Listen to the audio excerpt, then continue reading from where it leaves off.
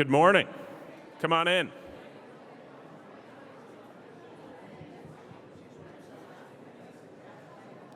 Give everybody a second or here to get settled, but please make your way to your tables.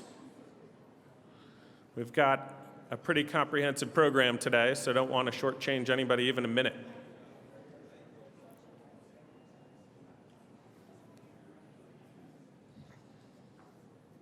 All right.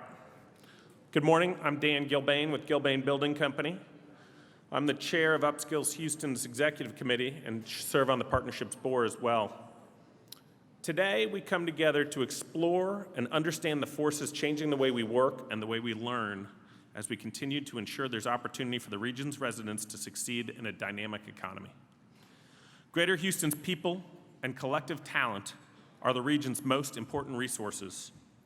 For the last 5 years, the partnership's UpSkill Houston initiative has convened stakeholders to respond to a dual call to help people gain the skills or credentials they need to compete for 21st century jobs and to help employers find the workers they need when and where they need them.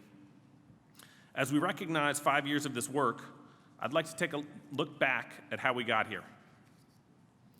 In early 2013, executives from JPMorgan Chase met with leaders in our business, civic, and nonprofit communities in anticipation of hosting a meeting of the Global Cities Initiative, a joint project of the Brookings Institution and Chase. Bank executives expected to discuss issues concerning export imbalances and foreign investments. Instead, they heard the top concern across sectors was the need for skilled workers to fill jobs powering Houston's economy. Jobs that required more than a high school diploma, but less than a 4-year degree. At the same time, our Houston Partnership President and CEO, Bob Harvey, was having similar conversations with many of our partnership members and board members.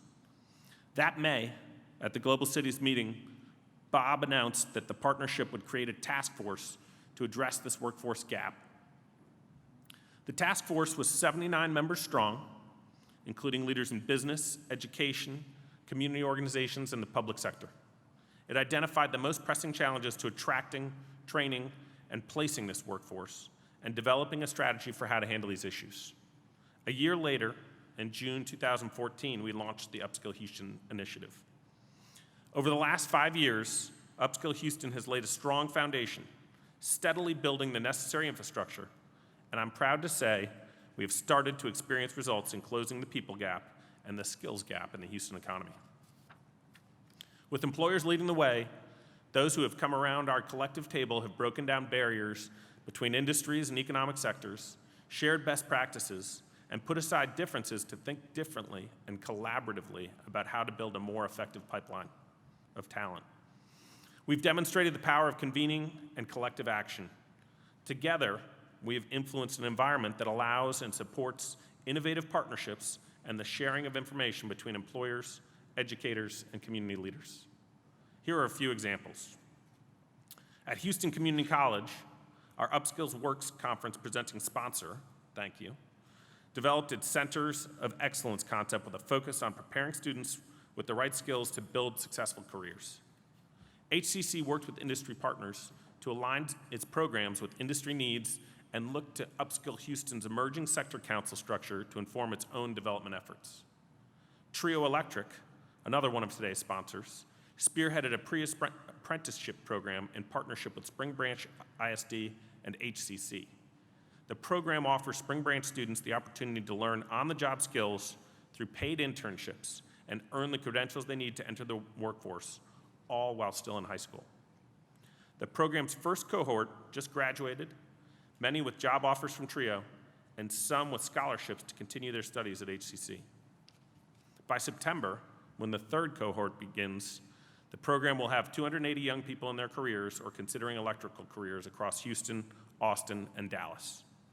At Baker Ripley, their Aspire community partnership was initiated in 2016 to help transition individuals working in low-wage jobs into living wage career pathways and to inform systemic changes to improve the way talent is attracted, trained, and placed. It focuses on earn and learn opportunities in the key sectors identified by UpSkill Houston. By the close of 2018, the project had conducted research and outreach to over 27,000 people, received nearly 1,400 applications, successfully matched 923 candidates with training, of which 751 resulted in being hired. Since UpSkill Houston's founding, we've nearly tripled the number of organizations and entities involved with UpSkill. Our business engagement has tripled, our public sector entities have tripled in number, and the number of educational and community organizations have more than doubled. I'm pleased that UpSkill has received national recognition from the U.S. Chamber of Commerce, the Communities that Work partnership of the U.S. Department of Commerce, and the Aspen Institute, as well as the Brookings Institution and United Way Worldwide. Cities around the country like Washington, Phoenix, Charlotte, and Tampa Bay have looked to UpSkill Houston as a model for their progress. We launched the What Are You Up For campaign to increase awareness and change negative or incorrect perceptions around this skilled workforce. We also launched the My Life As Career Awareness video series, which links financial stability and opportunities for advancement with skilled workforce roles in industrial and commercial construction, healthcare, petrochemical, manufacturing, and transportation. We launched the newest story in our series just this week, which features a pharmacy technician from Texas Children's Hospital, another of our UpSkill Houston sponsors. UpSkill leveraged this series through 48 independent school districts as a tool to introduce young people to opportunities and pathways to career success they might not have known or considered. Last school year, the UpSkill Houston team met with more than 200 teachers and counselors, as well as administrators at 5 independent school districts and Regional 4 Education Service Center. Conversation around how to work the series and surrounding resources into school curriculum and programming at youth-focused community organizations are also ongoing. Increased engagement and interest in our efforts, both locally and nationally, says that UpSkill Houston is advancing our mission. All in all, UpSkill has moved the needle in Houston on addressing our skills dilemma, and we're moving in the right direction. Before we begin the program, I want to thank today's sponsors, who are each demonstrating a strong commitment to the collaborative effort of UpSkill Houston. Thank you, Houston Community College, our presenting sponsor, as well as our gold sponsors, San Jacinto College District, Texas Mutual Insurance Company, AT&T, our silver sponsor, and our bronze sponsors, Accenture, East Harris County Manufacturers Association, ExxonMobil Corporation, Flatiron School, Houston Methodist, Lone Star College, Texas Children's Hospital, the Merrick family of companies, Trio Electric, and Winstead. UpSkill Houston's thinking toy underwriter, as you'll see on all of our tables, is red and black, and thank you to WS Bellows for sponsoring our lanyards. Thank you all. Without your support, this event would not be possible.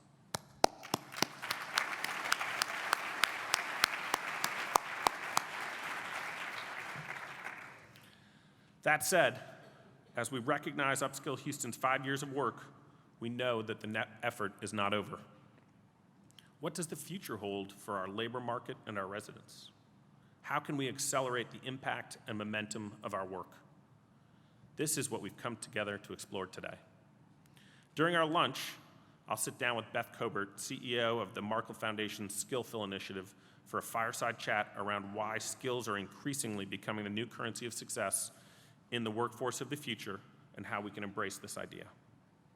This afternoon's breakout sessions offer deep dives into emerging regional labor market data, how UpSkill can respond over the next 5 years to changing workforce needs, and how Baker Ripley developed its Aspire Employer-Community Partnership.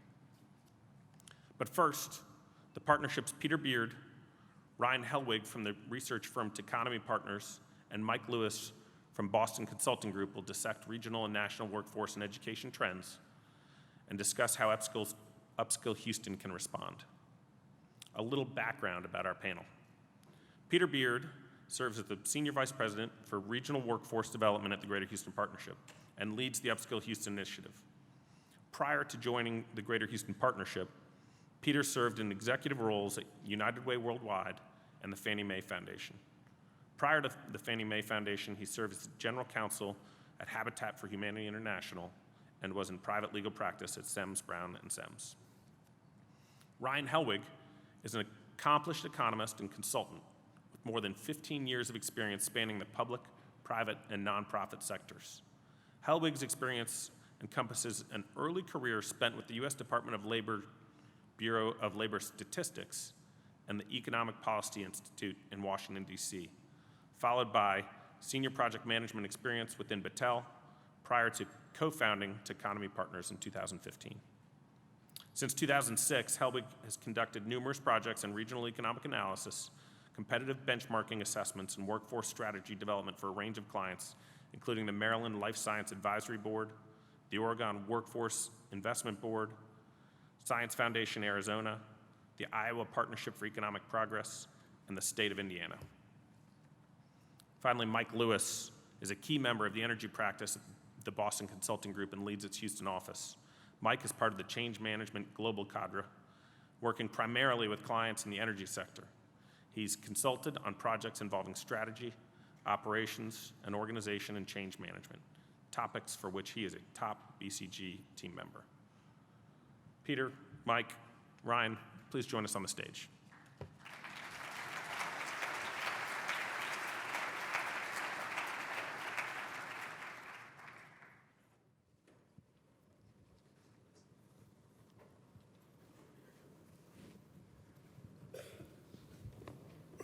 So, what I thought I wanted to do is give you a sense that we're going to be working today, and a little context about how we got here. As Dan indicated, we had this opportunity 5 years ago to build this foundation. And in December, Bob Harvey turned to me and said, so what's the next generation of UpSkill need to look like? Because I thought, here we are being employer-led, demand-driven, we're building this foundation, and Bob's question really got to, how do we accelerate impact and scale? So the reason we're here today and throughout the day is really to begin the opportunity to engage you to help us think about the next generation, the next era of UpSkill. So we're going to do kind of 3 or 4 things today. I'm going to set some context, kind of put the facts out there about what's going on in Houston, kind of building off of Dan's successes, quickly go through and give some examples of how we've built that foundation. Ryan's going to come up here and really give us a peek at the labor market, so we understand kind of what's going on in the labor market. And then Mike is going to come up here and really push us to think differently about the trends that are going to impact our workforce in a rather significant way. So how many people were here last year when Rob Kaplan gave us his economics lesson? What were the 2 drivers of regional growth and GDP? People, and population, and productivity, which is related to technology and skills. And when you think about it, we are positioned against the 5 major metros with the largest population growth, percentage growth. So we are in a good position to continue our opportunity to grow. And when you think about it, we also in our population, as we know, have this diversity that's going on. And when you look at us relative to any other area plus the United States, 37% are Anglo, 37% are Latino, 17%, African American, and then the balance some, with Asian and some others showing up there. We're the most diverse city in the country, region in the country. And so we've got to be thinking about how are we doing this.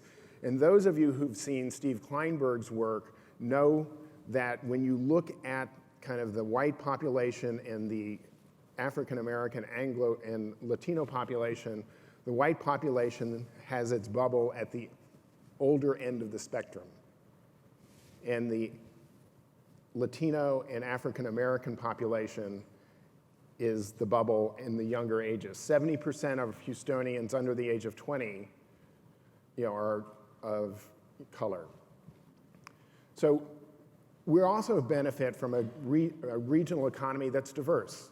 There is no major sector that dominates. We have obviously energy and life science, but we also have key drivers like construction and manufacturing and logistics that support those drivers. So we have this wonderful, wonderful economy that is built on a strong foundation, and we need to continue to accelerate it. And then once again, we continue to have significant growth in jobs. So we lead the country last year in job growth, which means we continue to have an economy that grows, and that becomes the key foundation for what we're working on. Now, I'm going to do something that I don't particularly like to do, but we talk about low-skilled, middle-skilled, and high-skilled. That's actually not how we should think about it. When we think about it, they usually define it by educational attainment and on-the-job training. So when you think about it, people are skilled. It's a question of when they decide to enter the labor market with what education and what experience. When you think about folks that are in the hospitality industry, they've got great skills. I mean, last time I was in Starbucks, good customer service, knows how to add and subtract, knows some really good things. And so the question is, it's not about low, middle, and high, and we need to find a different language for it, but it's about how do people think about their educational attainment, the skills they're gaining, and when they decide they need to enter the labor market. And so in many respects, this is kind of the dilemma we confront, which is how do we think about this? Because as Dan indicated, our most important asset within the economy and within any business are people. They are the backbone of any company. They are the backbone of our regional economy. And if we're not helping them to set up for success, we're not helping our companies and we're not helping our economy for success. And more fundamentally, we're not helping families find the economic opportunity they need to be successful in life. That's the purpose of UpSkill, is really to focus in on that challenge, is how do we ensure that we're valuing our people as these important assets and in investing in them. Companies invest in their people all the time. Our education partners invest in people. Our community partners do that. And that's truly the challenge we confront. So taking a step back, the Greater Houston Partnership is focused on 3 things over the next 7 to 8 years. And it's really about how do we help stabilize and make Houston a great global city. We're focused on a strong, diverse regional economy that's built on what we already know, kind of global headquarters, energy, but also energy that doesn't rely solely on petroleum, but 2.0 in terms of renewables. How do we think about life science, which is both kind of the clinical side, the research side, but then the commercialization side? How do we think about the fact that we have a logistics function based on our port? How do we think about manufacturing, trade, and logistics? And then the reality in terms of what we pitched Amazon on, the digital transition. We pitched Amazon on the fact that we had all these assets, whether it was the energy company, TMC, logistics, as being a place ripe for digital disruption. And once again, going back to Rob Kaplan last year, what was his famous phrase? Technology-enabled disruption. That's what we confront, and I think you'll hear it from Mike as we go forward. And then how do we also create a great quality of life? And that really is more focused on resiliency, transportation, and good government. And then really, to this point, our people are our most important assets. And how do we ensure that we create opportunity for all? So I'm going to spend a little bit of time kind of walking through what UpSkill is, and Dan kind of got at it. In many respects, UpSkill is focused on the kinds of occupations and careers that require education and skills beyond high school, but less than 4 years of college. And when we think about it, we have 2 questions. How many are accountants here? I got 1, okay. Think about stock and flow. Workers that are the stock are people who are already employed. How are we helping them upskill and reskill themselves? And where should we be focused as UpSkill? On the stock side or on the flow side? Or some combination of the two, because flow is the folks coming through the education system, and how are we ensuring they have choices and opportunities to make going forward? So how are we thinking about that? And that's one of the big questions when we get into this conversation about how do we accelerate impact and scale the work that we're doing. Where should we place some of our bets, stock versus flow? And if you think about it, this is the beginnings of what we see in terms of what we're going to need. We need 60 to 65% of our workforce to have some sort of post-secondary degree, credential, or skill. And how are we thinking about the flow so people can support it? And we need to actually look at it because it creates the opportunity with better income. So when you think about it, going back to that framework, there are two ways to get into the so-called middle skill space. One is through really good on-the-job training, work-based learning, apprenticeship-style programs where you need some education, but it's linked to when you're actually doing the activity. Construction's a great example. You can come in as a helper. You can spend somewhere between 2, 4, 5 years and become a craft professional journeyman doing quite well. And then you can actually progress even further into supervision and management and project management. That's a progression that doesn't necessarily require 2 or 4 years of education, but requires an employer committed to helping to train and upskill them. On the more technical side, petrochemical is a perfect example. Healthcare is another perfect example where there needs to be some technical education. And you can go to any of the community colleges that have an applied science and process technology and potentially come out with very little debt, with a great job starting somewhere between $70,000 and $80,000, and then have progression within a company. And so those are the opportunities that we need to help people think about as we go into this. So I'm now going to depress you. I'm giving you a little bit of warning because we're now going to see what challenges we actually confront. 40% of our workforce has a high school education or less on the stock side.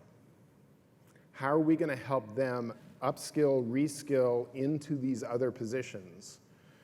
And when you think about what Mike's going to say a little bit later on and what Rob said last year, the digital capability of individuals is going to become critical if they're going to find a progression and trajectory in a different direction. So how are we helping 40% of our workforce think about acquiring those new skills? And that assumes they probably may or may not have basic literacy skills, numeracy skills, and other things that are necessarily and we may have to remediate against. So what's our opportunity to think about how do we help that stock reskill and upskill? We all know the challenges we have, particularly with Houston ISD, but other school districts, in terms of the completion rates into the post-secondary. This gives us a sense that 25% of a graduating class or a class gets some sort of post-secondary credential. If we need 60 to 65% in our economy to have that, we have a lot of work to do. And then when you look at the dropout rate and then just those that don't go on, we have a challenge. And we've got to think differently about how we're going to help young people find pathways into the regional economy looking for good jobs. And there are pathways that don't necessarily require it, but how do we actually help them find that way to do that? And then when you begin to think about the socioeconomic issues and the educational disparities as it relates to our people of color, the Hispanic population, followed by the African American population, are significantly disadvantaged in terms of educational attainment. And when you think about it, 1 in 3 people of color have some sort of, bachelor's degree. And so the correlation of socioeconomic status is critically important. And when you also think about 80% of Houston's ISD students are on free or reduced lunch, we know that we have some work to do to ensure that we create opportunity given our demographic change in the population and given our reality in the education space. Now let's get back to the kind of brighter side of this. As Dan kind of went through, our founding objectives were how do we make this an employer-driven, demand-driven system where we have employer leadership like TRIO, like S&B engineers and constructors, like the petrochemical industry that are actually helping people understand what are the education and skill requirements that are there. How do we ensure they get trained? How do we attract folks to these jobs? And then how do we place them? So I'm quickly going to go through some of the examples Dan was talking about. But here's a snapshot of the partners that we're working with on the education side, on the employer side, and on the community organization side. Great people, great things, and one of the benefits of the table has been the ability to bring folks together and help people begin to align their work so they can actually accomplish it. And so when you think about it, look at all the different people that touch an individual, whether it's unemployed or someone who's in school. What's the opportunity for miscommunication about what they should pursue? How many people touch a youth, including the teacher, the counselor, Boys and Girls Clubs, Junior Achievement, Baker Ripley, parents, religious institutions, all in the backdrop that we've convinced everybody that the only path to success is a four-year college degree. Employers touch their employees all the time.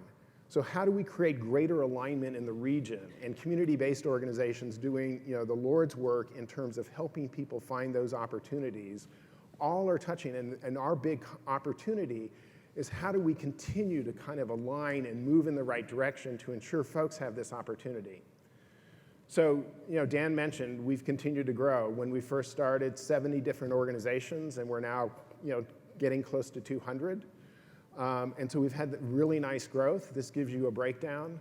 We've accomplished the major objective, which is how do we get employers to the table to have a conversation with educators and in community organizations so that they can be better at what they do, which is help people get better and succeed. So, when you think together, we brought business leaders together. We're facilitating folks in this conversation about how do we put employers that have similar issues together? How are we also building what we say is collective action? I can't take credit, and UpSkill can't take credit for the work that Trio Electric did with Spring Branch ISD and Houston Community College. Can't take credit for what S&B engineers and constructors did partnering with United Way Thrive to create opportunity. That was because they were in the room and found the relationships and they could begin to collectively act differently. That's what we're about. And then this whole issue on awareness and perception. How many of us have been in a room where we're kind of like going, being an electrician is a great career and opportunity, but not for my kid. But it's a great job, but not for my kid. There are a lot of those conversations that happen, and how do we help people understand that being a commercial electrician, being an HVAC, or an auto technician are great jobs? How many lines of code are in an automobile? 3 million lines of code. It's a computer. It's not a grease monkey, but you have to work your way up to be a line mechanic. How do we help people understand that? And then we continue to garner national attention. So I'm quickly going to go through this. We've done in-person events and supported in-person events like Petrochem Works steering team and the Community College Petrochemical Initiative, bringing women together to understand what are the opportunities in industry. We also realize we can't deliver employees every time individually in person. So guess what? We're using videos and social media and technology to help make sure people have access to it when and where they need it. Our My Life As career video series. Petrochemworks.com, a great tool for career exploration, and how do we build more of those to help students be able to explore the many different careers that exist in Houston. Hire Houston Youth. The mayor was bold when he set out, let's get 5,000 youth with paid internships in the summer. This year, we're somewhere between 7,500 and 10,000. In 3 years, being able to grow that program, we need to provide kids opportunities of work because that's the first thing. How many people it was like, I need work experience, but no one will hire me because I need work experience? We've heard about Trio Electric and the great job they're doing. This is during their boot camp this summer, helping students understand what it takes to be an electrician. And when you hear the stories from the folks that manage the students in the summer, anecdotally they were saying, some of these kids are better than some of our existing employees. And in fact, one was called out because they had built in the safety mindset because that person prevented an incident from occurring. That's the kind of experience in employer leadership and partnership with education is critically important. S&B and Engineers and Constructors has a Women in Construction program. They're launching a Veterans in Construction, really thinking about how do you hire someone and then provide the opportunities to learn and develop the skills after you're hired so it knocks down the barrier of like, how do I find time to go to college when I've got to work 2 jobs? We've also been able to engage national leaders to come down and see what we're up to. Secretary Pritzker, the head of the Department of Commerce under President Obama, was down exploring kind of how we've built the employer collaborative with Petrochem. S&B has had a number of folks from the administration down, the current administration down to understand what's going on in Houston that's critically important. We've also done a lot to help bridge the divide between industry and education. We work closely with the 9 leaders of the community colleges to sit down with the petrochemical industry and the industrial construction industry to have a conversation about what employers need.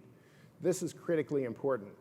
And then last year, obviously, UpSkill Works, kind of the first, but obviously hearing from Rob Kaplan and Dan, really reminding us why the work we're doing is so critically important for our region.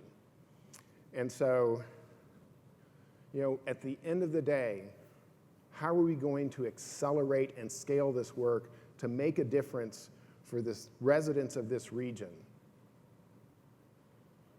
And the only way to do that is by getting them good jobs, and the only way to do that is to have a strong regional economy, and it all works together. And so the balance of the day, and as we get into this, is for you all to help us as we work with Teconomy as they help us understand kind of have there been any major changes in the labor market and what it might look like in the coming years.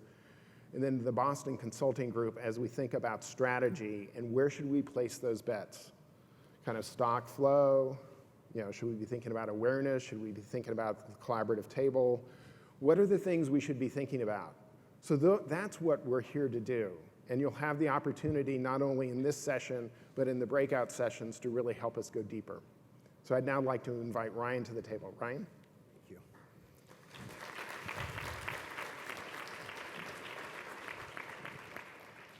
Thank you, Peter. And I feel fired up. I'm ready to go. I think everyone in this room is a stakeholder in this ecosystem, this skills ecosystem, and looking to do good things. So we're excited to be here, be part of this. And as Peter mentioned, we've been engaged to really take a look and kick the tires on the labor market, and in particular, the demand for this middle skills workforce. And as he set out at the front end of this, we've been leveraging this sort of matrix of education and on-the-job training and work experience to really set out who is this population and what are these occupations and skill needs and skill profiles across the greater Houston economy. So what we've done is, started out with definitely sort of baseline assessment, really understanding what's the ground truth, what's happening here. Should we be focused on this middle scale area? As the third party group, these are the types of questions that we want to ask and really kick the tires on, as I mentioned. As an economist, I get really excited when I see this sort of slope to economic growth, to job growth. There's a lot of good things happening in greater Houston, clearly, when we see 19% job growth during this current economic expansion. Then the labor economist part of me kicks in and says, well, with unemployment at 3.7%, it must be a real challenge to find people, to source people, to retain people, to find people with the right skills. But there's so much opportunity, and I think that's clear here for folks to move into these skilled occupations, paying good wages with good career and economic outlook. We've encouraged UpSkill Houston to really focus in a little bit more narrowly, and this is something that's ongoing in our discussions around what we're calling the advanced and entry-level middle skills areas. These require more than just the high school diploma and just short-term on-the-job training, which can be as little as 1 month of training. These entry-level middle skill jobs require at least moderate to longer-term training, apprenticeship-style training, and really capturing and getting these significant skills above and beyond a high school diploma. And the advanced middle skill piece takes us into college, into some college, into associate's degrees, into credentials beyond high school. So as we took a look at this, what's happening in this regional economy around the middle skills piece is exciting. That circle highlights about 30% of the regional jobs are in these focused middle skill areas. This is about 921,000 jobs currently, so big footprint. This has also been growing faster than the country. Our middle skills employment here in the region has grown 16% compared with 12% nationally. And as we look at this, there's a lot going on, certainly underneath it, but as we look forward, these jobs are expected to continue to grow at a faster pace. So we're checking all the boxes, right? Why middle skills matter for this economy, why UpSkill should be focused on this, why you all in the room are doing good work in this respect. It certainly matters to the regional economy. As we start to dig in on those occupations and the occupational makeup and composition of this labor market, there's a lot here. We've identified more than 300 occupations in these focus areas. Certainly sales, production, maintenance and repair, construction really stand out as the big pieces and the big elements here in Greater Houston. And while these bar charts might not look so different at first glance, you can clearly see what stands out about this region. Its industry specializations, its leading companies really stand out in the form of occupational employment as well. One of our smaller occupational groups, though extremely highly specialized, is extraction related to oil and gas. Technicians and drafters, we're seeing a lot of specialization in this economy on things like geological and petrochemical technicians, chemical technicians, mechanical engineering technicians, civil technicians, biological technicians. These are all jobs on that more advanced end of the middle skills spectrum, requiring associate's degrees and significant education beyond high school. Construction really stood out to us in this economy. The breadth of the need and the high demand that we're seeing, we'll get into it in a moment with a few more specifics. But in this economy, we've framed this around location quotients. A location quotient is simply the share of employment here in the region, or the composition of employment in the region relative to the rest of the country. So if you're at a 1, you're at the national average, what we would expect to see on any given sort of average basis. But in construction, you're 32% more concentrated. You have a location quotient of 1.32. In extraction, you're 72% more concentrated. In construction, we're seeing specializations across the board, electricians, plumbers, building inspectors, elevator installers, a whole range and focus. It's a highly important set here. In transportation and material moving, you also see some of the action happening around oil and gas. You see wellhead pumpers and other pump operators. You see inspectors and a whole host of more detailed occupations I'll talk about that are really high demand. And then sales and office support, your office footprint, your administrative footprint, your headquarters footprint is really strong, it's meaningful, it stands out, and that's playing out in sales as well. So as we started to drill down, we wanted to find ways to measure and get a sense for what we would call high demand occupations. We want to help inform UpSkill and this initiative in terms of where the real need is and where the real need is heading going forward. And so we've considered both those location quotients in terms of what's really special about this economy, where you have an outsized need. We've also looked at wages for these jobs and where those wage pressures have built up, and you get that sense of high demand. We've also looked at the third area, which is projected openings, so projected needs on an annual basis going forward, and where you can see those needs relative to their base as especially above average. That's certainly a signal. So when we combine these in sort of a high demand index capacity, these occupational groupings on the left side of the slide really stand out. Again, technicians and drafters, some that I've mentioned, extraction, and in transportation and material moving occupations, we're seeing things like boat captains, ship's engineers, again, the wellhead pumpers, pilots, flight attendants even. So a whole host of occupations really starting to bubble to the surface.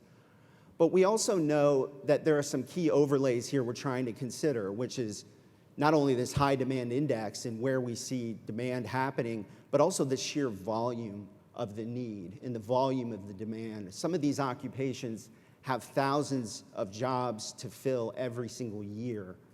And so on the right side, what we've done is start to really drill down into this sweet spot of high demand occupations, high volume need on an annual basis, and we've taken a look at about 8 to 10 industry clusters that are driving this economy, and these occupations play out in an important way across these. So this isn't the end-all, be-all of occupational need, but this is the type of intelligence we're trying to bring to this assessment and to this effort to really understand what is it within construction where we're expected to see these needs. It's electricians, it's supervisors, it's operating engineers, those operating equipment, and plumbing. In installation, maintenance, and repair, it's industrial machinery mechanics.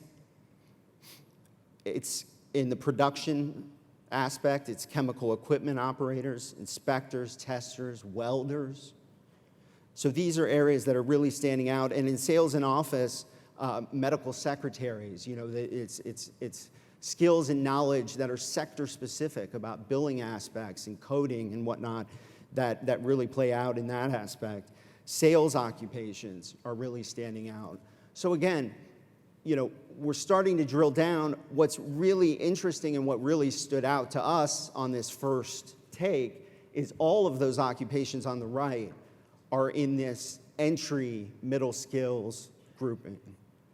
So there's a whole host of demand and opportunity for those with a high school diploma to get that moderate to longer term job training, to consider an apprenticeship, or for employers to start to model apprentice-style programs.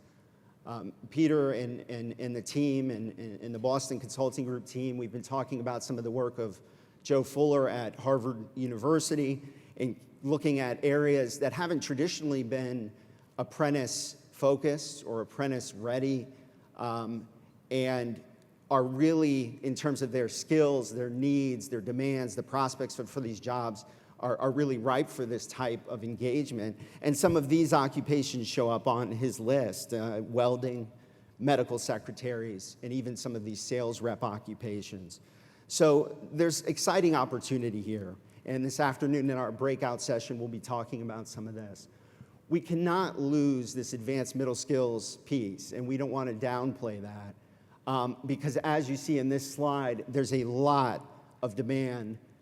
These are simply specific occupations that are requiring more than 500 annual openings projected out into the next 5 years. So a whole host of areas here that are going to require either an associate's degree or some college or some credential or certification. And you see a really varied set. And for the educators in the room, those from post-secondary institutions, those who administer credentials, you know, this is where we're hoping you're going to play, where you're going to focus, where we're advising UpSkill to ensure that there is a focus. Across education and teaching assistants who need some college, preschool teachers who need an associate's degree, nursing assistants, medical assistants, dental assistants, all who have credentials within reach, all of varied time frames and depth. Paralegals is one of the occupations that really stood out in the high demand index and is a focus, or should be a focus of attention here. Lots on the installation, maintenance, repair side in terms of automotive service technicians, which Peter mentioned, HVAC, mechanics and installers. So again, a range here. We don't want to get too far afield, but this is the type of intelligence we're trying to bring and to ensure that the UpSkill initiative, folks in this room have the right data looking out and looking forward to act on it. And certainly, I think as Mike's going to talk about, and as we'll talk about and work with Peter and his team on, is the nature of these jobs and how they're changing. Because this isn't your mother or father's mechanic or electrician or medical tech. And we need to keep our eye on the ball there. So I'm going to turn it over to Mike now, but thanks very much.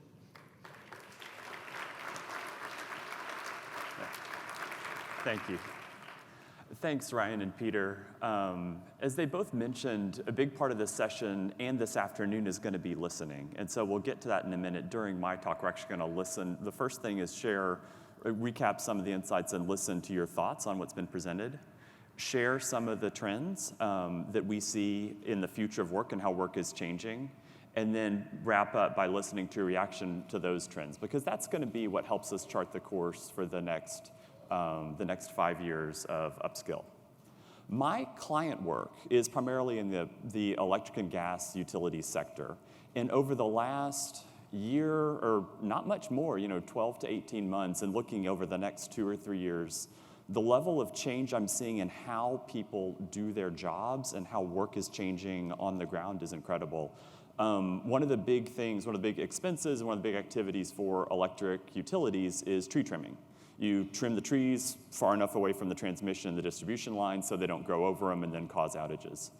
It used to be you would just trim a feeder every 3 years or that feeder every 2 years, and it was just a time-based schedule. Now we're helping clients take their phones, take pictures of the trees along the line, recognize the species, and develop a custom trimming schedule for just the trees that need to be cut along each line. In the power plants, when there was a particularly difficult repair or maintenance task, the traditional way would be to find it, to detect it, have to call or bring other engineers from other parts of the fleet out to inspect it, and then make the change together. Now they're doing all that in real time with virtual reality and augmented reality. And in the customer service jobs, they used advanced analytics and very sophisticated learning algorithms to know what the customer's calling about, what they might need, and even what products and pricing to offer. So in my own work, I'm seeing this change very, very rapidly. Something BCG invests in is with the World Economic Forum looking at the future of work. So how are these trends and these technologies changing all of the work, globally as well as here in the US and here in Houston?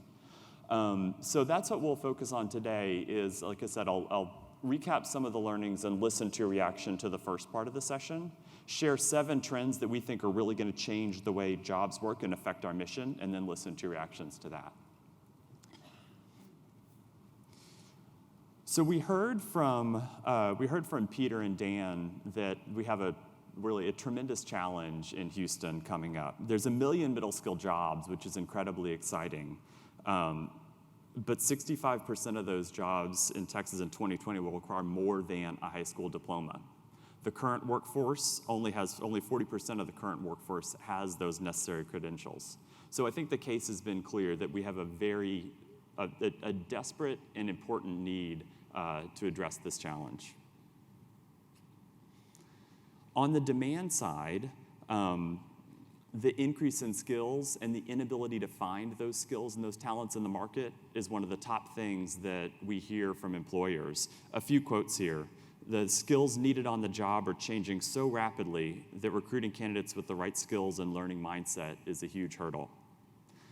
Possession of an associate's degree does not translate into a new candidate's ability to actually do the job. Educational and credentialing institutions seem to have a hard time understanding and keeping up with the requirements of the industry. And our job postings often go unfilled or have huge lead times due to lack of relevant skills in the existing workforce. These interviews and discussions and listening to the labor force have pointed out areas where on the demand side, employers aren't seeing what they need. Then if we go to the supply side, the challenge for workers to actually invest the time and the money in upskilling themselves is challenging. They're bearing all the risk today.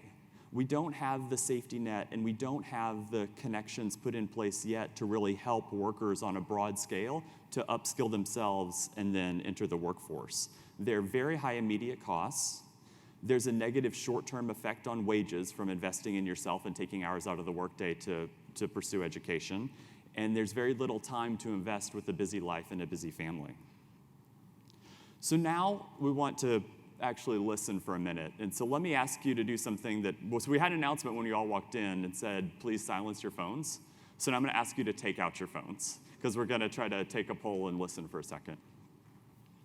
If you go to slido.com, yeah, you can see on the left side of the page, slido.com, and then enter UpSkill. And I'll give you a minute to log on.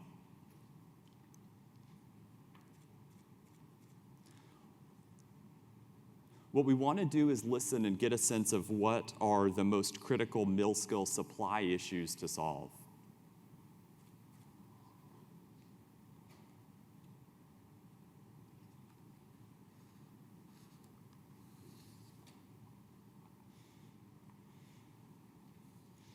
And I'll use my BCG table here. Are you able to log on and vote?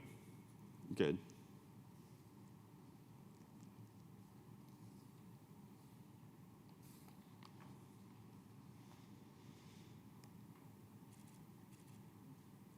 We'll give it a couple minutes.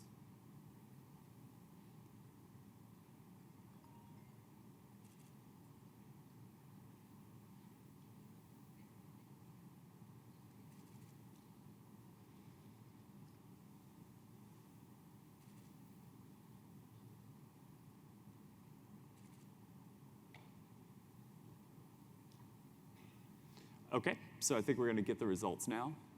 So let's take a look at what we've got.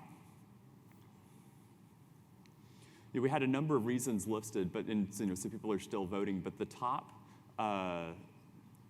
challenge that you came back with is interesting. So negative perceptions of middle skill careers. Number 2 is the ability of K-12 systems to produce work-ready graduates. And then I guess we have a tie for 3rd, retaining the skilled workers in the region, and then providing employees with training to advance their careers. So very, very interesting that we start with perceptions, which in our executive committee meeting last week, we talked about the importance of the messaging and of communicating the benefits of middle skill careers. And then the systems of a flow issue, as Peter explained to us, a flow issue in the K-12 system. And then finally, retention. So this is the kind of thing, we'll ask another question later on in this presentation, but this is the kind of thing we want to engage on this afternoon to, in a sort of a detailed and granular way, start to understand the challenges and plot the path forward. So now I want to go through the 7 trends that I mentioned before. Middle skills are a moving target. It's not something that's been static and that we can predict for 20 or 30 years out. The development of this new part of work, because work is changing, is something that is a moving target. One interesting way that we've discovered to explain this is, you can see on the page, the half-life of skills. So what the concept is how long a skill retains value in the labor market over time. So the example here is engineering technical skills. In the 60s and 70s, that skill would be valuable for 10 years. The half-life of that skill would be 10 years. As we moved to the 90s, it dropped to around 5 years. And now these engineering skills have a half-life of 2.5 to 5 years. So what that means is a model of education and then performance, and then maybe a bit of education or training and performance for many years at a time just doesn't work. There's a constant lifelong learning, and the burden and the responsibility falls on employers, the educational systems, other organizations, and the employees themselves. But this is one of the challenging moving target realities that we have to deal with when we talk about middle skill jobs. Another trend, and it's an incredible, it's a buzzword we hear several times a day, but digitization really is changing the nature of the work we do. The numbers here include basic things, word processing, spreadsheets, et cetera, but 82% of all middle skill job postings require digital skills. That's not something that the educational system and that employers necessarily produce at that level. In 2025, 86% of jobs will be affected by artificial intelligence and digital. In 2035, 30% of the jobs affected by digitization will be new occupations, so new jobs created because of these new technologies and techniques. That's something that an educational institution today or a training program today can't fully predict and prepare people for. So the system needs to create consistent learning, and that's part of UpSkill's future mission. In addition to basic digital skills, when you think about many jobs being automated and machines doing work that was done by people yesterday, it means that soft skills are going to be a critical part of the equation. Jobs that can't be automated are those that interact with others, that require emotional intelligence, et cetera. And so we looked at the Houston middle skill jobs postings, and you look at what skills are listed. The ones in the darker blue are the soft skills: communication skills, organizational skills, teamwork and collaboration, problem solving. Those are elements that you don't necessarily find in a typical curriculum, but they're the things that employers are asking for the most in some of these jobs. And so looking ahead not only at what technical skills are required, but what soft skills and communication and understanding and very human skills are required is also part of the challenge, but part of how I think we can help our community with this broader initiative. I talked a minute ago about how hard it is to predict, that it's a moving target. So one trend that we found here, if you look at this page, the pace of economic change, the fact that skills have a half-life, the fact that as tools and techniques and our abilities advance, we create new occupations, makes it very hard to predict the supply and demand balance for particular jobs. If you look at the lines here, I'll just use the top one as an example. If the dot is above the zero line, it means that the demand for that job in the market exceeds the supply. And so if you think, and this is historical data, it's from 2012 to 2016, but if you look at the picture in 2012 for healthcare support, we were short. There were likely some programs put into place where we trained a bunch. The supply exceeded the demand briefly, but then the nature of the job changed, and so again, the employers were short. The demand for that position exceeded supply.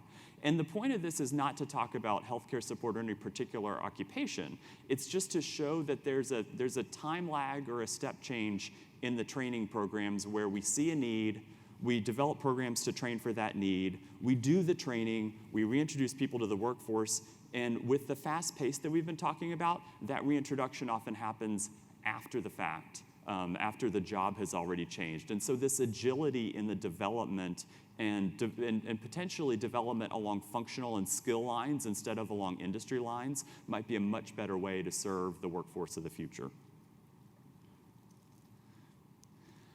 We've talked a lot about skill development and about what sort of technical and soft skills employees need to succeed. For a minute, it's good to talk about what they want and what what the flow of workers is looking for from a job, from an occupation. A big part of this on all dimensions is that work isn't just work. Work isn't just a job. Work is something that gives you value and that you put your value in. And if you look at the future workforce, by 2020, next year, 59% of the workforce will be made up of millennials and Generation Z. Of those workers, 76% prioritize professional development elements of a company culture. They want to grow, they want to learn, they don't just want to do a job. 72% would like to be their own boss, so traditional organization structures and hierarchies are going to be very challenging and are already starting to be very challenging. 74% want a more flexible work schedule. So it's not just about the skills and the training, it's also about the structures and the nature of work, and all these things are trends that we need to consider when we say how can UpSkill best serve the community and best answer this call to fill that 1 million+ middle skill jobs. And finally, in Houston specifically, one way that we've started to answer the challenge, Peter talked about it a little bit, one way that we've started to answer the challenge is by really address it by growing the number of professionals who have associate's degrees. So there's each bar on this chart, or column I should say, is a city. And at the top, the darker black and the gray are doctoral, master, and bachelor degrees. And you see Boston on the far left, where there's just a very high level of degrees. And the total bar is the percentage of degrees. So the total bar is everybody in that city that has a degree of some sort. Way over on the right, Houston has a very, very high percentage of associate degrees. So one way that this community, the educational system, and the workers have responded to the challenge is to go and invest in and attain associate's degrees. So it's a positive look at looking at alternative and not just a 4-year college degree as the way to answer the skill challenge. However, if I can get to advance. However, a lot of those associate degrees are not really tied into what the employers want, what the job market needs. So of the associate's degree completions in Houston in 2017, 13,000 of those were in liberal arts and general studies and humanities, which are not programs that are causing the demand to spike for these middle skill and early professional degrees. So part of there's the education and the skill development, but there's also matching it to demand and getting people that guidance early on in their educational career and throughout their lives so that they can point their efforts towards where it will be most helpful.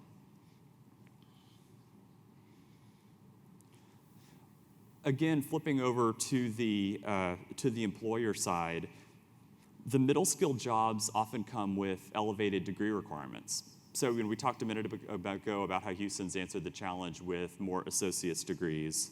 But there's a big skill gap. The employers are looking for more than what the market is offering at the moment.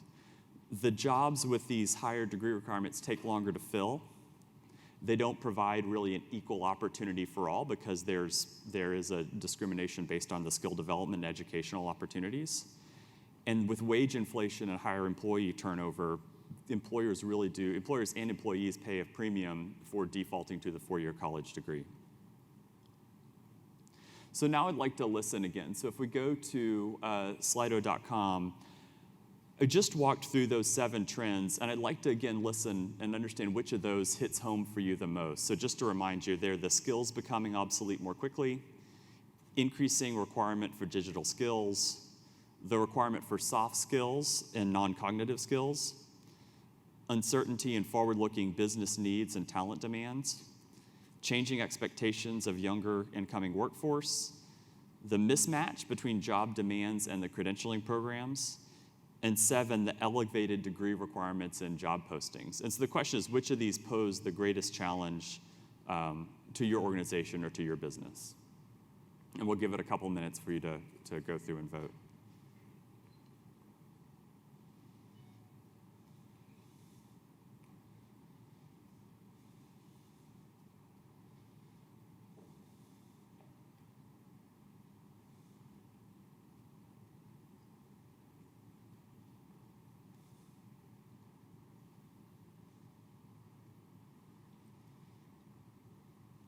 Okay, I think we have results. So interesting. So the changing expectations of the younger incoming workforce is far and away the leading one, which I think it's interesting because I think that's one of those trends that we don't talk about or put quite as much attention on, but it's really interesting to hear from you that that's the number one thing. Then a mismatch between job demands and credentialing programs, and third, the requirement for soft skills and non-cognitive skills. This is incredibly useful because this tells us what the community wants the efforts to focus on and what we need to include in the program and in the strategy as we shape the future of UpSkill. Very, very helpful. So let me go back. We skipped one. So looking ahead, there are a couple things. Wanted to do three quick more things. One is actually share a couple of stories of what we're seeing other cities and other metro areas do to respond to this challenge. That's always a good way to start these things, is understand what's going on in the world out there and what can we emulate and copy. Second, acknowledge and share the base of where the Houston community and organizations in Houston are making a lot of progress. And so a lot of this might be just harnessing energy that already exists instead of creating something new. And then third is listen one more time, so one more pull. This is something, this answering the middle skill challenge and building skill development, or addressing this supply and demand mismatch, I think we have an acute challenge here in Houston, but it's something that many other regions are looking at. So a couple examples.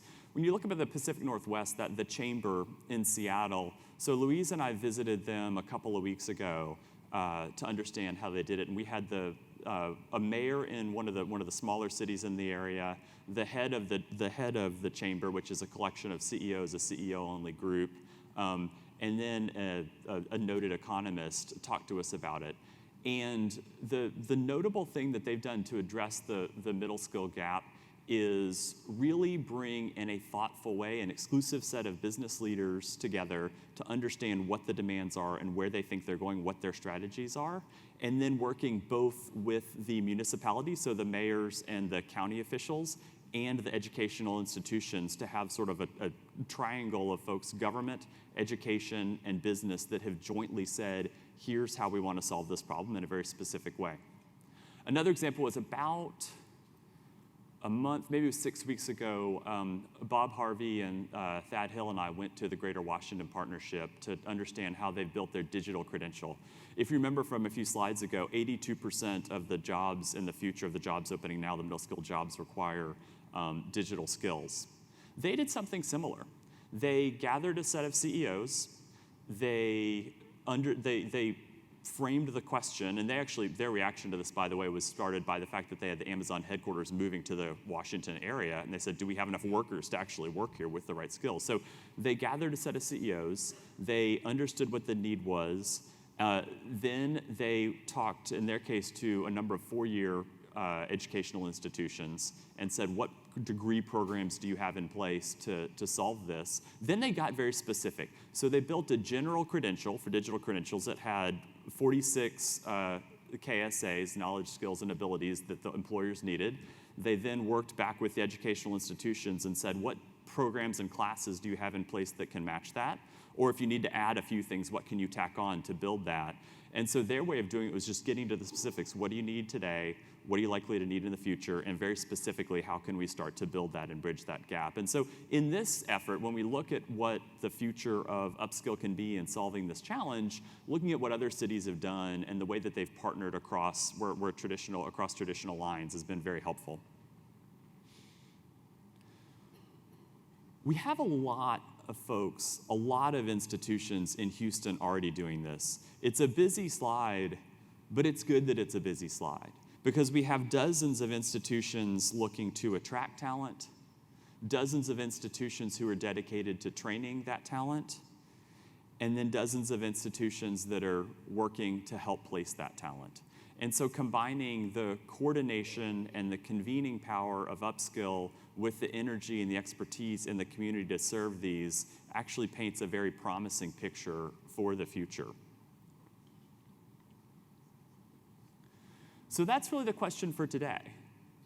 With all the different activities we have, the trends in the workforce, we want to ask the question, how can UpSkill accelerate their impact? And so we've got one more One more question for you that, again, is at the core of what we're trying to get to today. What role can UpSkill play in the future to accelerate impact?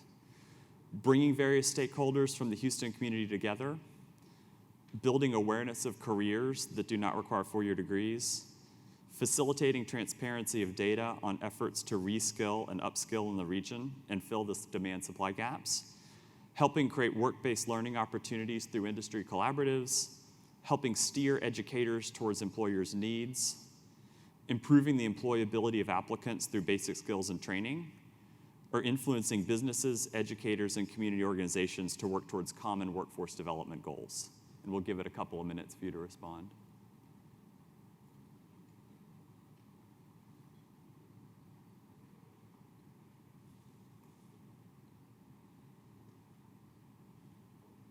Okay. So I'll click the next one. So interesting. So just to share the results with you, influencing businesses, educators, and community organizations to work towards common workforce development goals of 55%. Number two, helping create work-based learning opportunities through industry collaboratives.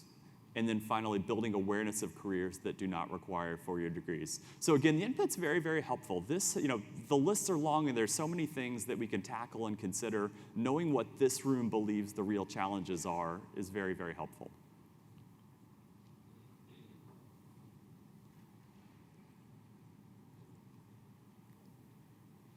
There, I want. There we go.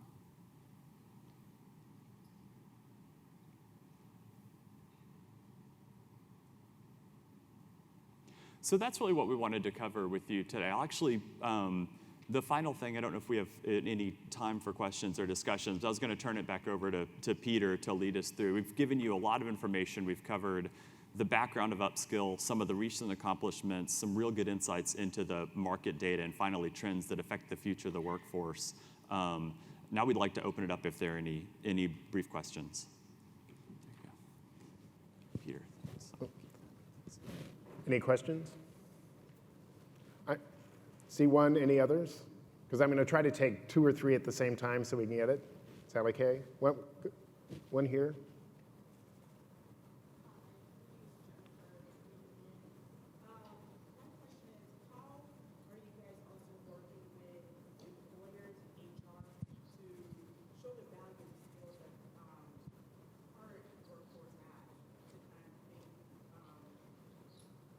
Thank you. My question is, how are you working with HR and current industry recruiters to highlight the value of the current workforce skills? Because a lot of skills are translatable, and you just kind of have to speak to that. Yep. Sally Kay? So how are we working with HR? No. Good morning. I don't know where it started, but it has bothered me ever since I heard the title soft skills. Something soft is a cat or kitten or a stuffed animal. These are critical skills. They're employability skills. The longer we continue to call them soft skills, they're going to be treated as something off on the side. And we just saw today where they're one of the top things industry is looking for. So it's going to take industry to change the name. Yep. That's why we have. So if you have other questions, I'm going to go to Sally Kay, then I'm going to come back here. Part of the reason of having Beth and Dan have a conversation is exactly on that issue. So I'm not going to spoil her thunder to do that. But it's a point well taken. Yes, we are trying to work with HR. When you think about the industry tables we've built, they consist of executives, talent acquisition professionals, frontline supervisors, just a whole host of folks, because when you think about what it takes to communicate the skills, it doesn't just come from HR. I was in front of HR Houston last week, or a couple weeks ago, and they groaned when I said, so how many of your job descriptions require 4-year BAs? And they were like, Yeah, they do, because they don't have a lot of say because it comes from somebody else. So we think one of the areas is how do we continue to build that collaborative table? And to build a website like petrochemworks.com requires that kind of conversation with frontline supervisors, talent acquisition professionals, training and development, and HR to kind of get the exploration piece right. Any other questions? Yep.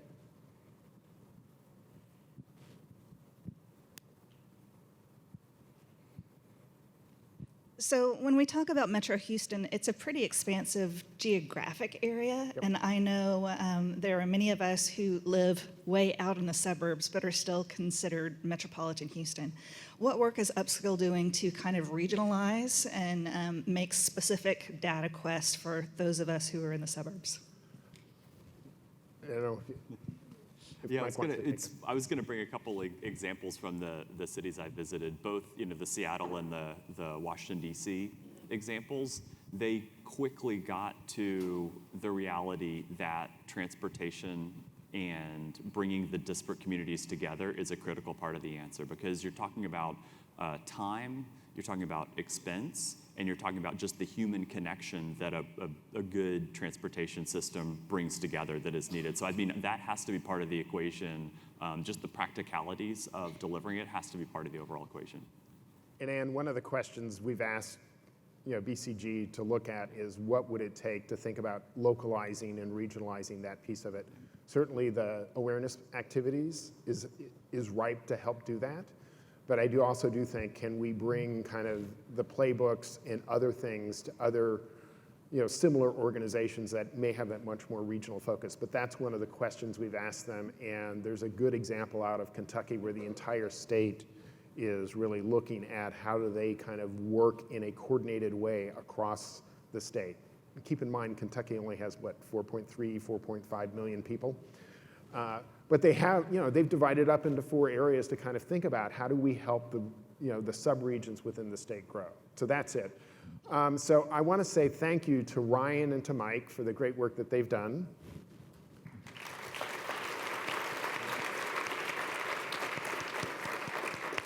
And I'm going to give you some direction because we've got to turn this room so that we can have luncheon here and have our luncheon speaker.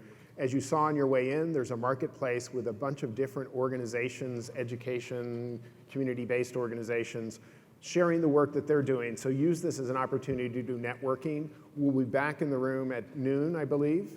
And then the other thing, as we've mentioned, there are 3 breakouts in the afternoon. One to go a little deeper on the labor market information so you can dig deeper with Ryan and his team and Parker Harvey from the Regional Workforce Board. Mike and his team will be looking at the strategy and trying to go deeper and get into some of the issues. It will be an interactive, facilitated session. And then Baker Ripley in terms of how they've built the partnership with employers. So thank you very much. See you back at lunch. Enjoy the networking reception.